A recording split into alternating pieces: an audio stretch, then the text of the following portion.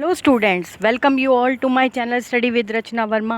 और आज जो वर्कशीट है वो आपकी 9th क्लास की वर्कशीट है और बहुत इजी वर्कशीट है और बहुत यूज़फुल है। ये है आपकी हिंदी जो वाक लदियद जो है, आपको पता ही है, एक कश्मीरी कवित्री हैं, उनका ये पार्ट है और उसकी ये जो है रिवीज़न आपको दी गई है। और आपकी वर्कशीट यानी कार्यपत्रक है 62 और जो आज की तारीख है वो है 2 दिसंबर 2020 यानी कि 2 दिसंबर 2020।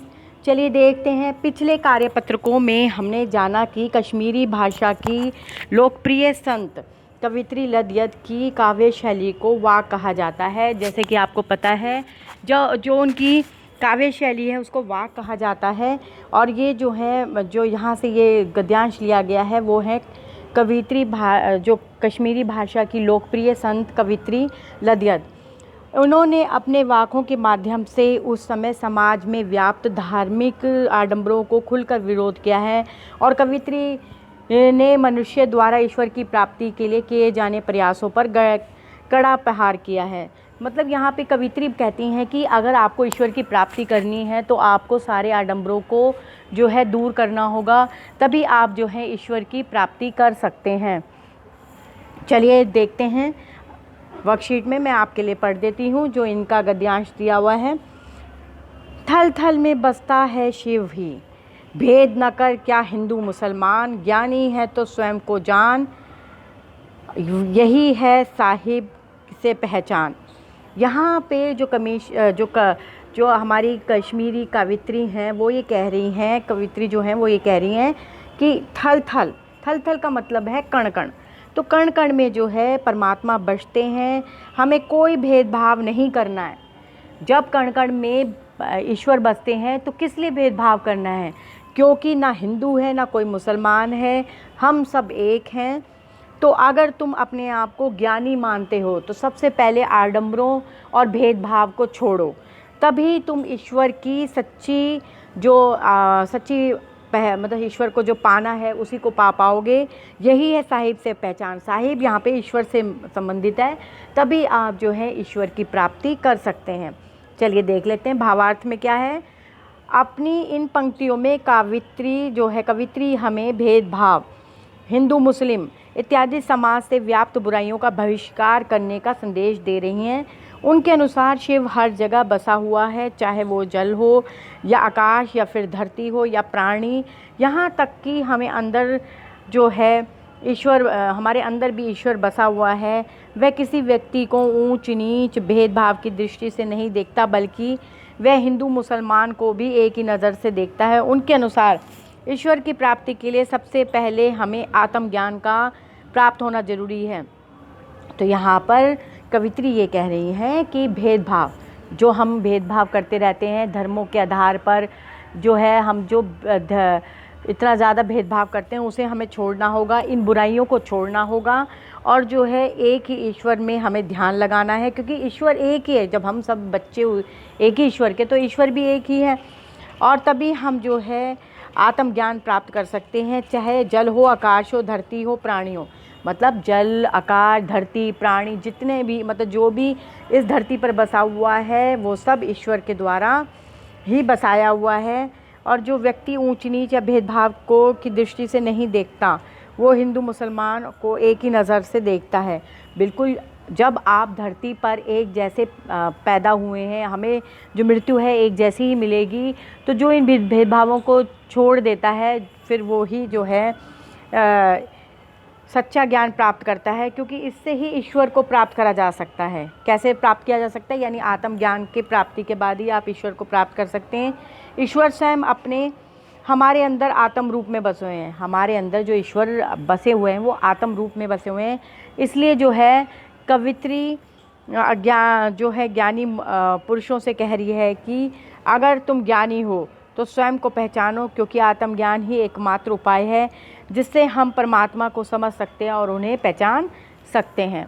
तो ये थी आज की आपकी वर्कशीट, जो कि बहुत अच्छी, जिसमें हमें आडंबरों से दूर रहकर एक ही ईश्वर की प्राप्ति में जो है बताया गया है किस प्रकार से हम ईश्वर की प्राप्ति कर सकते हैं। चलिए इससे संबंधित हम प्रश्न उत्तर देख लेते हैं। कवित्री ने ऐसा क्यों कहा है कि हमें भेदभाव नहीं करना चाहिए? क्योंकि हमें आत्मज्ञान की प्राप्ति करनी है। चलिए मैंने आपके लिए आंसर लिखा हुआ है, यहाँ पे देख लेते हैं। यहाँ पे जो है बच्चों आपको जो है एक मिनट,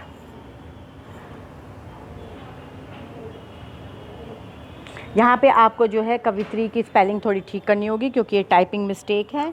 तो आप जो है यहाँ पे कवित्री की स्पेलिंग को ठीक करेंगे, ठीक है। यहाँ पे आपने जो है स्पेलिंग ठीक करनी है, इस तरह से जो है कवित्री की जो है स्पेलिंग लिखनी है।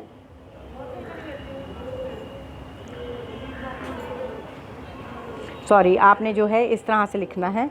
सॉरी, यहाँ पे कवित्री की स्पेलिंग है,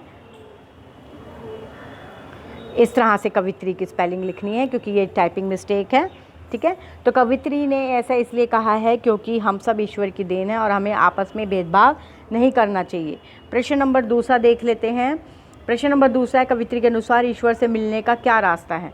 आप कैसे ईश्वर को प्राप्त कर सकते हैं? जब आप भेदभाव नहीं करेंगे और जो है सबको एक जैसा समान समझेंगे तो आप ईश्वर की प्राप्ति कर लेंगे।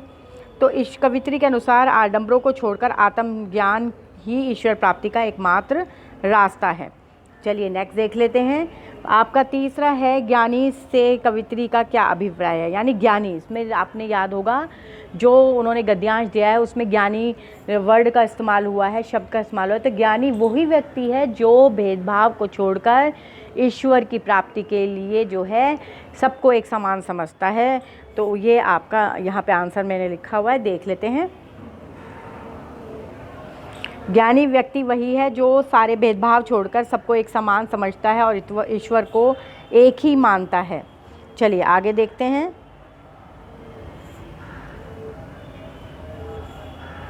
आपका आगे है आपसी मतलब कवित्री ने किसे सच्चा ज्ञान माना है? ये तो हमने कर ही लिया है फोर्थ।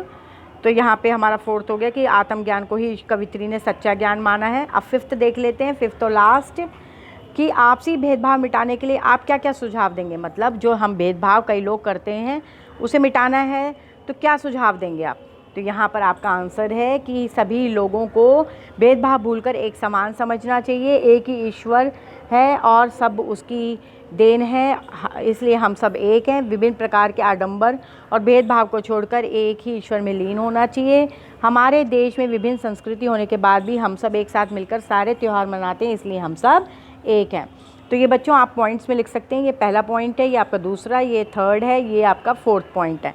तो ये थी आज की आपकी बहुत यूज़फुल वर्कशीट, मतलब कि जो आपको आडंबरों से बता सकती है किस तरह से दूर किया जा सकता है, कैसे ईश्वर की प्राप्ति की जा सकती है। और हर वर्कशीट में मैं बच्चों आपको यही कहती हैं कि share your worksheet with your friends, with your parents. कोई भी आपके साथ हो तो एक बार ज़रूर कोई भी वर्कशीट आए उसको रिवीजन करिए और एक बार क्वेश्चन आंसर्स को लिखने से पहले ज़रूर पढ़िए और याद करके लिखिए। तो आपको जो है 7-7 चैप्टर जो है याद होते चले जाएंगे। तो please share with your friends, comment on this channel and please subscribe the channel. जो रेड कलर का लिखा आता है सब्सक्राइब, प्लीज़ उसे क्लिक करें तो सब्सक्राइब हो जाएगा channel. And thank you so much for watching my video.